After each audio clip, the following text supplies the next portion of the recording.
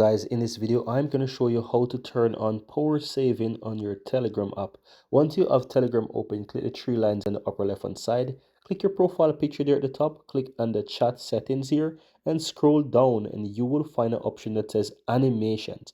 If you tap on that, you will have the option to turn on the in-app browsing. Right now, it is currently said that right now you can easily turn this on and bring it all the way up to the right hand side, and that's going to go ahead and turn on the in-app browsing for you. By default it is set to about 10%, so whenever you are 10%, you will see that it automatically reduce animations when your battery reach below 10%. But if you want to turn this on, put it to 50%, it's going to really check your battery life. And as you can see right now, my battery life, it's about 18%, so everything will actually be disabled.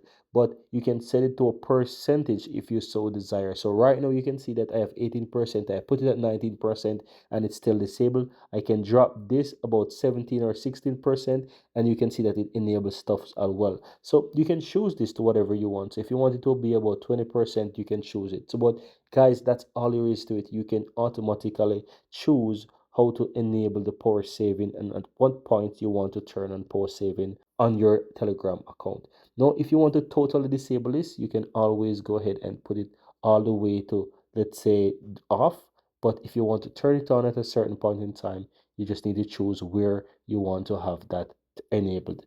But that's all there is to it, guys. You can also predefine what to enable and what to disable at a percentage. So if you want it to be a 10 percentage, but you want to disable autoplay videos, you can turn that off. Or you want to turn off animation in calls, you can turn that off. So whatever it is, you can predefine and choose what you want to run or what you want to turn on or off while you have the power saving once it reaches to the threshold for the power saving to be triggered.